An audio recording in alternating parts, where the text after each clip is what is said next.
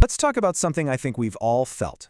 It's that huge, frustrating gap between your big dreams and what you actually get done every day. You know what I'm talking about. In this explainer, we're going to get into that feeling and, more importantly, how to break that cycle for good. So, does this sound like you? You've got these massive goals, right? You want to build something incredible, get in the best shape of your life, just be more. But for whatever reason, you just feel stuck, completely frozen. And you know, this is the part that drives you absolutely crazy, isn't it? It's not because you don't know what to do. You've got the plan. You know the steps. But when it's time to actually do the thing, nothing happens. And you're left with this heavy guilt. Because deep down you know you're capable of so much more. So, what is this?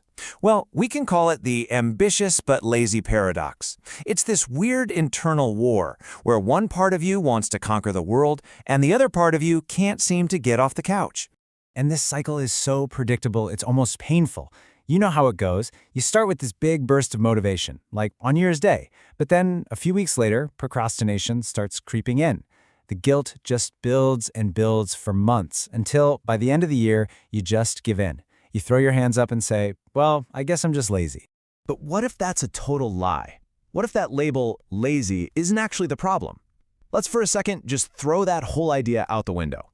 Look, we've all heard the usual advice, right? Delete your social media, get rid of distractions, just use more willpower. And yeah, sure, that stuff might help a little bit on the surface, but it's like putting a Band-Aid on a broken bone. It doesn't fix the real underlying reason why you're not taking action. So here it is. This is the big aha moment. The problem isn't some moral failing or a character flaw called laziness. The real enemy here is a basic law of physics. It's called inertia. And just understanding this one little shift in perspective, well, it's a total game changer. That's right. We're going to look at your to-do list through the lens of physics. And I know that sounds kind of weird, but trust me, it explains everything. Let's rewind back to high school science class for a minute. You probably remember Newton's first law of motion. An object at rest stays at rest, and an object in motion stays in motion. Well, guess what? That law doesn't just apply to rocks and planets, it applies to you, and it applies to every single task on your list. Think about it. Every single task, no matter how small, has this wall of inertia around it. And to get started, you have to apply a force, a little push, of what you could call activation energy, just to get it out of that resting state.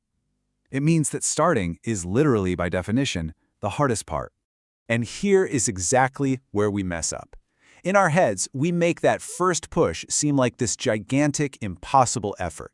We look at the entire 5,000-word essay or the whole messy garage, and it feels so overwhelming that we just don't. We avoid it completely and go do something easy instead.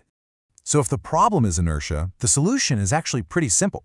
We just need to make that initial push, that first step, as tiny and effortless as humanly possible.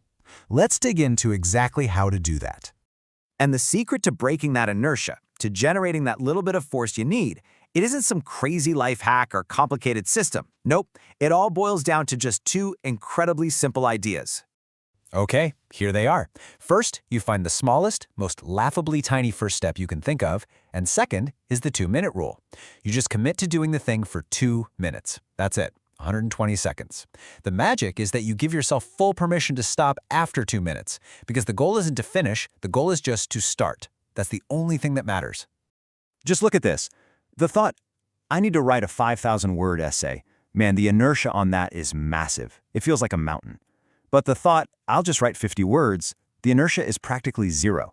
It's so easy that it's actually harder to come up with an excuse not to do it. See, because breaking inertia is only half the battle. Once you do that, you unlock the second and honestly the more powerful part of Newton's law, building momentum. Because an object in motion tends to stay in motion. I want you to picture it like this. Getting started on something you've been avoiding is like trying to push a giant, heavy ball up a really steep hill. That first push requires almost all of your effort. You're fighting friction, you're fighting gravity. It's a grind. But the second you get that ball to the peak of the hill, the moment you've written those first 50 words or put on your running shoes, everything changes. You've created momentum. Now, the ball starts rolling by itself. It actually becomes easier to keep going than it is to stop. And seriously, this applies to everything. Don't want to go to the gym? Fine. Just put on your gym shorts. That's it. Avoiding that big project? Okay. Just open the file. Can't bring yourself to clean the apartment? Just put one dish in the dishwasher. You lower the barrier to entry so ridiculously low that you can't help but trip over it and get started. You know, Martin Luther King Jr. said it perfectly. You don't have to see the whole staircase, just take the first step. We get so paralyzed staring up at the top, wondering how we'll ever get there. But progress only ever happens one step at a time. So I'll leave you with this question. Forget the giant goal for just a second. What is your 2 minutes today? What is one tiny, almost effortless action you can take right now to build a little momentum on something that actually matters to you? Because starting small, that's the secret to doing something big.